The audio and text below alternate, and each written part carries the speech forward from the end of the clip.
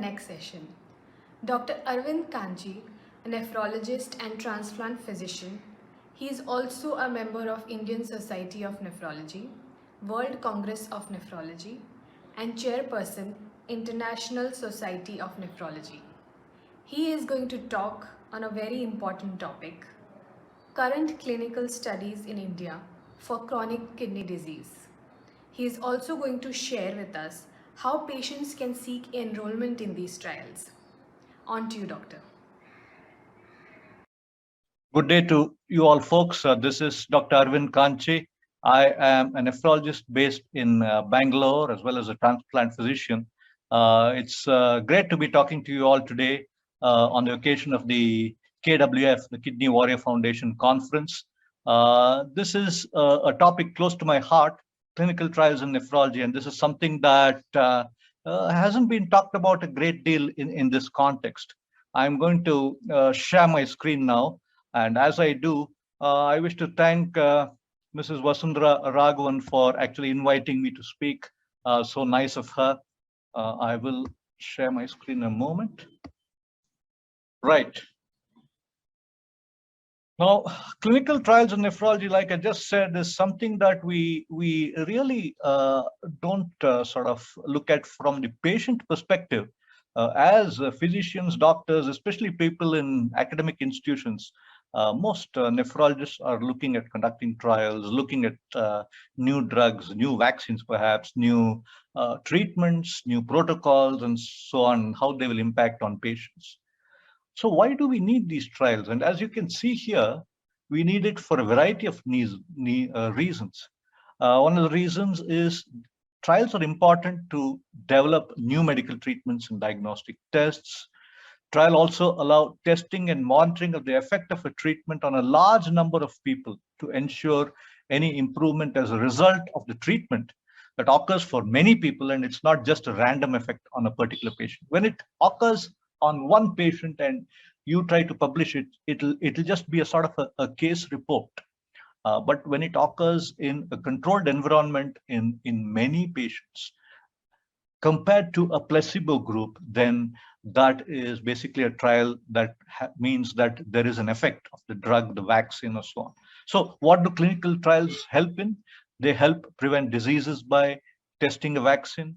They can detect or diagnose clinical diseases or conditions, for example, by testing a blood sample from several patients. They can treat diseases or conditions by testing a new form of treatment that could be a new medicine or some other medical procedure.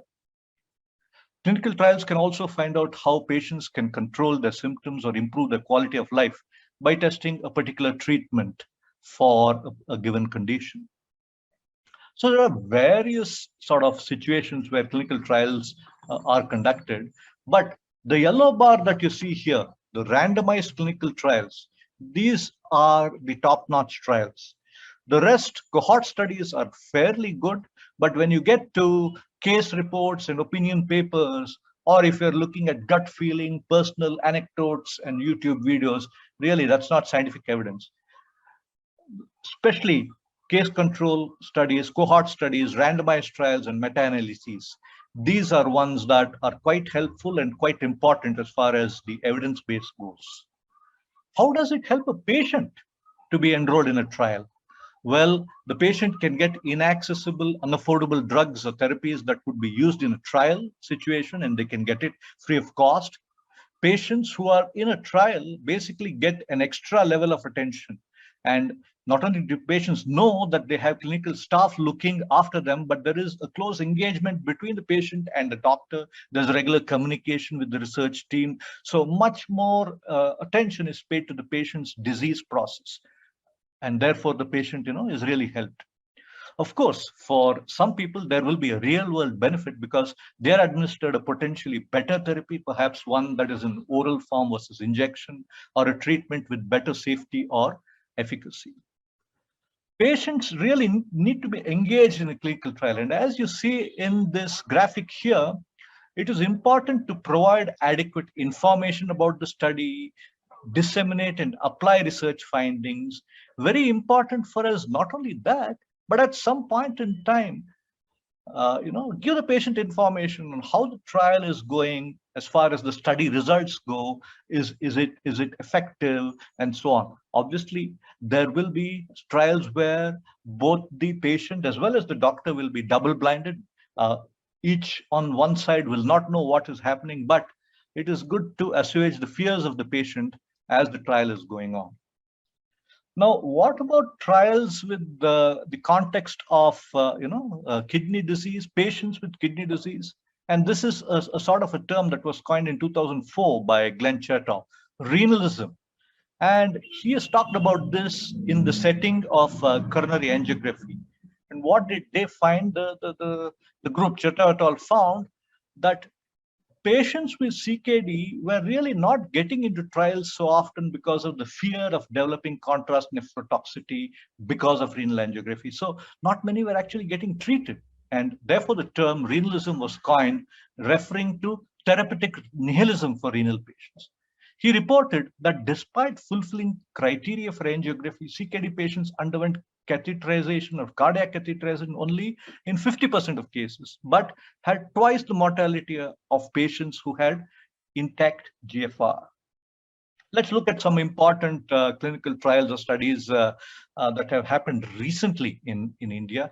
This one is an article that was published in August 2021, about 4 months ago, and this is about the long-term follow-up of giving cyclophosphamide and steroids versus tacrolimus and steroids in primary membranous nephropathy. This is from the PGI MER group of Chandigarh, with Raja Ramchandran being the principal investigator. And basically, they found that giving cyclophosphamide and glucocorticoid was superior to tacrolimus and glucocorticoids as first-line treatment in the management of primary membranous nephropathy, which was antiproteinuric resistant. So obviously, if you're looking at relapse-free remission rates as well as remission including relapses, they were superior in the group that used cyclophosphamide as compared to the group that used tacrolimus along with steroids. So basically, these are trials that if people enroll into, there is a sort of a feedback that you get that perhaps the cyclophosphamide is superior and can be used in patients on a long-term basis. Not only that, you have this trial from CMC Vellore on an IgA nephropathy cohort of patients. These patients were followed up for 3 years. And basically, when you look at this sort of a 3-year cohort, you look at what happens to these patients. And they found, if you look at this underlined blue on the screen, they found that a baseline MES T2 score, this is a score that you look at in patients when you do a biopsy, along with a 24-hour urine protein of greater than 1 gram per day, a lot of protein in the urine, an eGFR of less than 60 ml per minute per meter squared, which means that the rise in creatinine is there in certain patients, and rate of decline of eGFR is more than 5 ml per minute per year. Normal rate of decline after 40 years is about an ml per minute. So greater than 5 ml is quite a stiff eGFR decline. So in such patients who had IgA nephropathy, they were, the outcome was much worse. So you can pick up patients who had IgA nephropathy and treat them with steroids if you think that the outcome is going to be worse, and so on. And this was a low-dose testing trial in IgA nephropathy that showed that using low-dose methylprednisolone at 0.4 milligrams per kg per day, which is about half the dose that we regularly tend to use in IgA nephropathy, with a 6 to 9 month course of oral methylprednisolone, you could actually reduce the risk of major kidney outcomes by 47% and kidney failure by 41%. So the kidney protective of steroids is brought out here. There is a side effect of steroids, the effect that it can cause more infections, it can cause problems, and so on. That is something that is there and was brought out by the normal dose. Perhaps the low dose is better. Again, this is something that a trial brought up. Now, if you're going to look at trials, you're going to have to enroll patients who need to undergo a kidney biopsy, especially if we are doing a therapeutic treatment like steroids, cyclophosphamide, and so on, especially in the setting of a disease process called glomerulonephritis.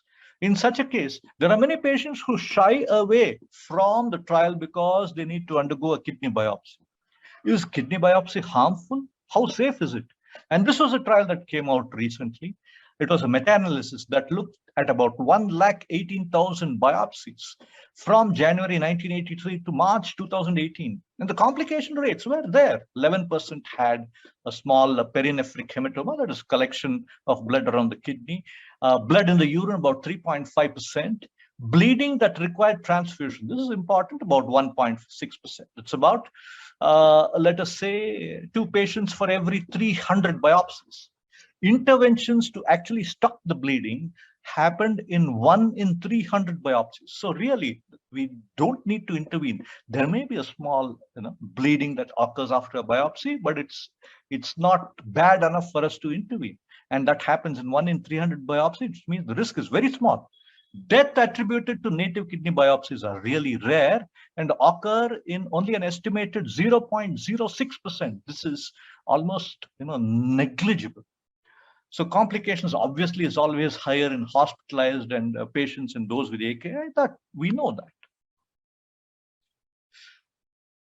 Now, this is a trial that came out recently in the journal KI Reports. This was Dr. Vivekanand Jha and his group from the George Institute of Global Health. They looked at catastrophic health expenditure among patients with non-dialysis CKD in Udanam. And quite frankly, there's a lot of patients who pay out of their pockets and paying more than 10% of the family income on CKD care, seeking care in private facilities, using up distress financing. These are things that do happen in most of our patients.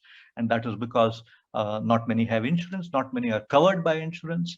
And some of those who are covered can well use this in this sector. 2 important trials, both of SGLT2 inhibitors. Some of them had centers in India. This is the Credence trial, and the second one is the DAPA-CKD trial. Both of them showed that SGLT2 inhibitors are the new drugs on the horizon. These are drugs that should be used by most diabetic patients with proteinuria, can be used in non-diabetic patients as well, can be used for protection of the heart and kidneys. And these 2 trials really brought that out in a good measure. And this is something that is now being used more commonly. Apart from these trials, there are certain situations where patient-reported outcome measures, or PROMs, are coming up in the literature these days. A patient-reported outcome measure is defined as a report coming directly from patients about how they feel or function in relation to a health condition and its therapy, without interpretation by healthcare professionals. So this is quite important, to actually get feedback directly from the patient and put it in a paper. And this is quite important because patients are the center stage. After all, it is whom we are treating, and therefore it is their views that are also quite important. PROMs attempt to identify if the treatment has improved a patient's symptom, has improved a patient's health and well-being, if patients are really satisfied with treatment, and the type of experience or care that the patient has received at the practice. This was a EPROM, that was an electronic form, EPROM, that we did. 10 of us got together from India, and we did a trial at our dialysis centers on this multicentric hemodialysis patient-reported outcomes, looking at how patients had a limitation of physical activity. And we found, obviously, that 64% of these patients had some limitation in physical activity. 48% reported disturbances in their social activities due to emotional and physical health. 33% reported pain interfered with their normal work. Despite that, 68% of our patients felt good about their health, and 59% reported feeling better about their health than a year ago. So obviously, this is something that helps. After this, we looked at how to improve the physical activity of these patients by using softballs and throw ball techniques, and see whether that could help improve their engagement in physical activity, and so on and so forth. So obviously, when you do a PROM, a patient-reported outcome measure, you get directly some knowledge on how the patient feels about certain things. Patient perceptions of the challenges of recruitment in a renal randomized controlled trial. This was a trial from Ireland. Basically, barriers for participation were time and travel requirements associated with participation, data safety concerns, risks and side effects of treatment, and concerns that the registry participation would impact on current treatment. Although 29% of patients expressed concern of their data being stored in a registry, 79% were still willing to consent to have the data uploaded and stored in a registry. There are obviously problems with randomized controlled trials. The logistics are very demanding. It's expensive to conduct trials. Biases may persist even though it's randomized. Participants who participate in this research aren't always reflective of the demographic that we want to capture. There are ethical limitations. Despite that, randomized controlled trials are perhaps the best that we have. I'm not going to go through the next trials and studies that I'm looking at the various centers in India. I'm just going to sort of flow this through because of lack of time. And basically, you need to know that most centers in India do have trials ongoing. These are trials that I've discussed with certain eminent professors. There are trials that have happened, for example, in JIPMER with these sort of subjects. There are trials going on at MMC Chennai on the subjects that you can see there. Trials at the Institute of Nephrology in Bangalore. So basically, if you're looking for enrollment in a trial, you should approach the academic teaching hospitals that do conduct these trials. There are private institutions who are also conducting trials. You can actually talk to your nephrologist and see whether he is enrolling any patients in trials, he or she, and then look at whether they are, keen to enroll you as a patient into the trial. I think I'm coming to the end of my talk here. Once again, I thank everybody at the foundation, the Kidney Warriors Foundation, for inviting me to speak, and I am open to questions. Thank you.